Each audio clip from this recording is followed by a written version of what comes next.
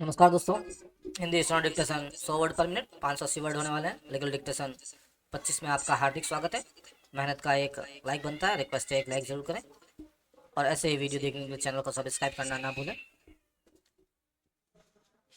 5 second में हमारा dictation प्रारंभ हो जाएगा।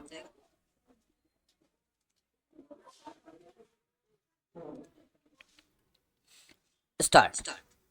दंड का अभिप्राय उस कष्ट या पीड़ा से जिसे विधि के प्रावधानों के अनुसार न्यायिक निर्णय द्वारा उस व्यक्ति को दिया जाता है जिसे अपराधी घोषित किया गया हो। विराम। अपराधी के प्रति इस दंडात्मक प्रतिक्रिया के लक्ष्यों तथा उद्देश्यों के निर्धारण के विषय में अनेक प्रकार के विचार दंडाशास्त्र में प्रचलित हैं। इन्हें हम दंड के सिद्धांत कहते हैं। इनमें निम्न 4 प्रमुख सिद्धांत हैं: प्रतिकारात्मक सिद्धांत, अवरोधात्मक सिद्धांत, निरोधात्मक सिद्धांत, सुधारात्मक सिद्धांत। विराम। प्रतिकारात्मक सिद्धांत के अनुसार अपराधी को उसके द्वारा पहुंचाई गई क्षति के बदले में अवश्य दंडित किया जाना चाहिए। विराम। सर्वप्रथम हम मूर्ति की संहिता में यह निरूपण किया गया है कि आँख के बदले आँख और दांत के बदले दांत। इस नियम के अनुसार जैसे को तैसा का विचार प्रचलित हुआ। विराम। इस सिद्धांत के अनुसार अपराधी को राज्य द्वारा अपनी सामूहिक क्षमता में दिया गया दंड किसी व्यक्ति की ओर से किया गया प्रतिकार या प्रतिशोध का कार्य है। विराम। अपराधी का कार्य एक ऐसी विपदा है जिसका वह स्वयं भी हिस्सेदार है। विराम। यह सिद्धांत नैतिक न्याय की पूर्ति पर आधारित है। विराम। इसके अनुसार अच्छे कार्य के लिए पुरस्कार और बुरे कार्य के लिए दंड मिलना चाहिए। विराम।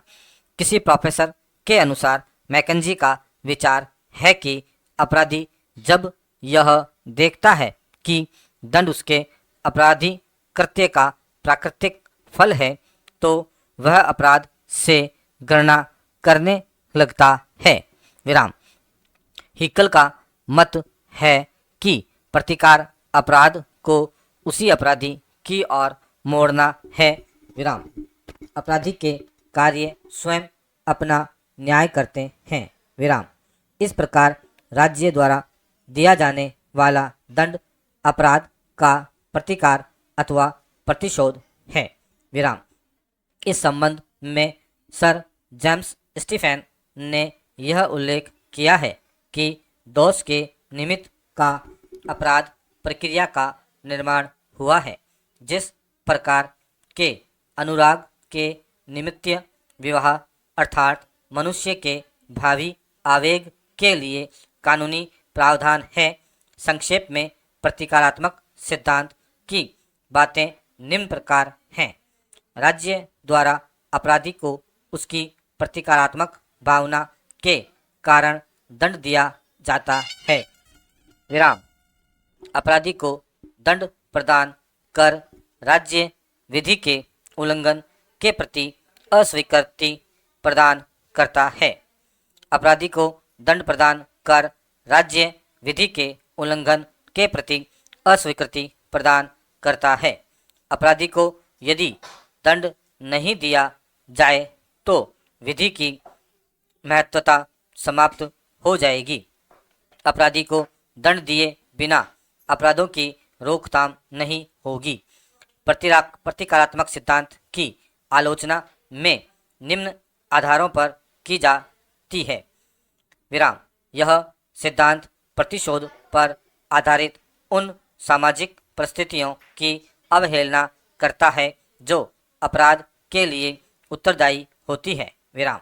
यह सिद्धांत सभी प्रकार के अपराधों के लिए उपयोगी नहीं है।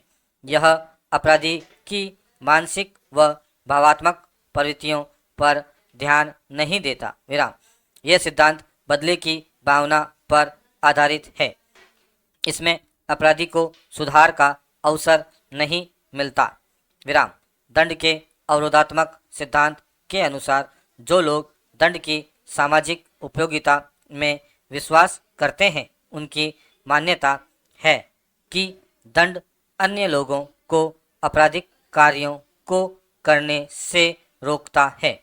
दंड द्वारा अपराधी भविष्य में अपराध की पुनरावृत्ति का साहस नहीं करता। विराम।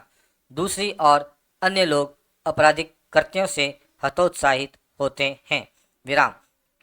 रूसो के अनुसार कानून की मूल्य इस बात से आंकना चाहिए कि उसने कितनी अपराधों को होने से रोका, न कि इस बात से उसने कितने अपराधों को दंडित किया।